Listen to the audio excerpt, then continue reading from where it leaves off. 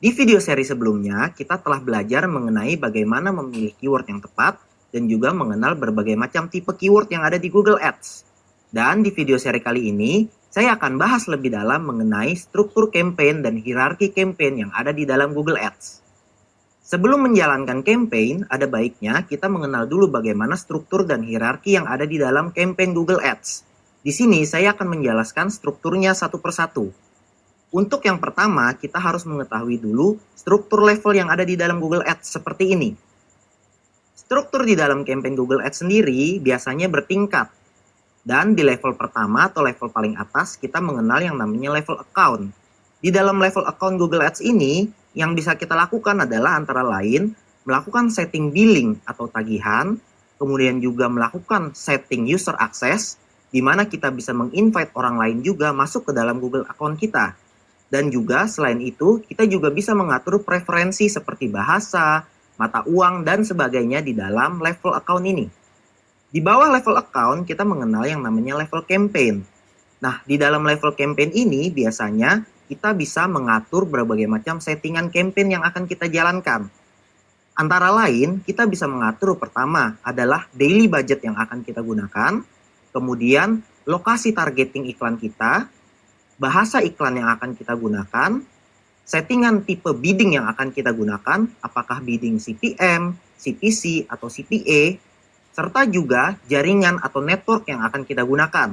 Seperti apakah kita akan menjalankan campaign di Google Search, di Google Display Network, di video, ataupun di mobile apps. Kemudian di bawah dari level campaign, kita mengenal yang namanya level ad group. Ad group sendiri berfungsi sebagai pengkategorian grup iklan kita. Di dalam setiap ad group terdiri dari kata kunci maupun iklan yang kita pasang, seperti copywriting text ad-nya. Jadi, dalam satu campaign sendiri, kita bisa membuat berbagai macam ad group sesuai dengan jenis produk atau kategori produk yang akan kita iklankan. Untuk lebih jelasnya, saya akan memberikan sedikit contoh mengenai structuring campaign di dalam Google Ads ini. Sebagai contoh, Mike membuka sebuah toko gitar dan juga mempunyai website untuk berjualan gitarnya. Nah, pada saat ini Mike berkeinginan untuk menjalankan kampanye di dalam Google Ads. Bagaimana struktur yang tepat yang akan dibangun oleh Mike di dalam campaign Google Ads? Mari kita lihat contohnya. Jadi, langkah pertama yang harus dilakukan Mike untuk beriklan di Google adalah membuka akun Google Ads menggunakan Gmail. Setelah berhasil membuka akun Google Ads-nya, maka Mike dapat melakukan setting campaign pertamanya. Sebagai contoh, di dalam contoh ini, Mike akan menjalankan campaign Google Search. Jadi, Mike akan membuat di campaign level toko gitar Mike. Kemudian, di dalam campaign level, Mike bisa melakukan setting mulai dari lokasi, apakah dia ingin menjalankan hanya di Jakarta saja atau di Indonesia secara keseluruhan, kemudian melakukan setting bahasa, setting bidding menggunakan CPC, CPM, ataupun CPA, serta juga melakukan setting dari berbagai macam hal advance seperti kemunculan iklan, rotasi iklan, dan juga optimasi iklan. Setelah menyelesaikan campaign level, maka Mike melanjutkannya untuk menjalankan atau membuat ad group level. Di dalam ad group level ini, Mike menentukan berbagai macam kategori kata kunci sesuai dengan jenis produknya, jenis brandnya, aksesoris gitar, dan juga promo yang tersedia.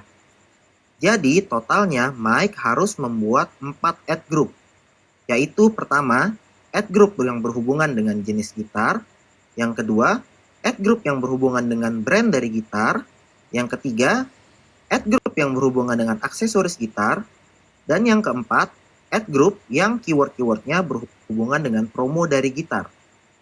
Setelah menyelesaikan ad group level, maka hal yang harus dilakukan Mike selanjutnya adalah membuat keyword pada setiap level ad group tersebut.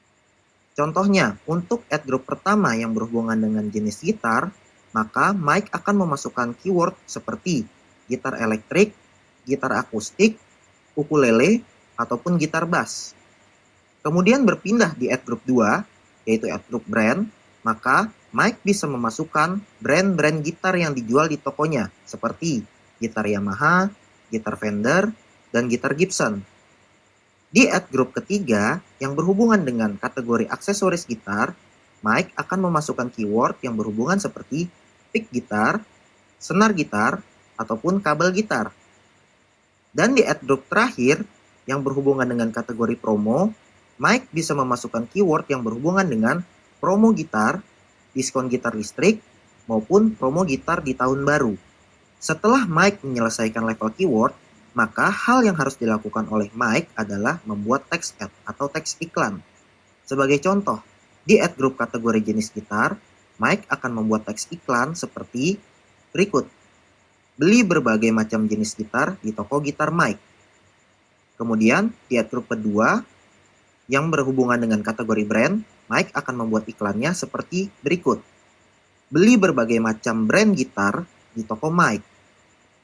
Kemudian, di ad group ketiga yang berhubungan dengan aksesoris gitar, Mike akan membuat iklannya seperti berikut. Beli berbagai macam aksesoris gitar di toko gitar Mike. Dan di ad group yang berhubungan dengan promo, Mike akan membuat ads-nya seperti berikut. Promo gitar online, temukan sekarang di toko gitar Mike. Jadi rekan-rekan, demikianlah contoh dalam membuat structuring campaign di Google Ads. Kesimpulannya, ketika kita membuat campaign di Google Ads, kita harus mengetahui strukturnya dulu, yaitu pertama dari level account, kemudian turun ke level campaign, kemudian turun lagi ke level ad group, dan setelah itu kita bisa membuat kata kunci atau keyword di setiap ad groupnya beserta dengan teks iklannya. Di video seri berikutnya, saya akan membahas bagaimana sih cara menjalankan iklan di Google Ads mulai dari awal. Oleh karena itu, saksikan video seri berikutnya ya.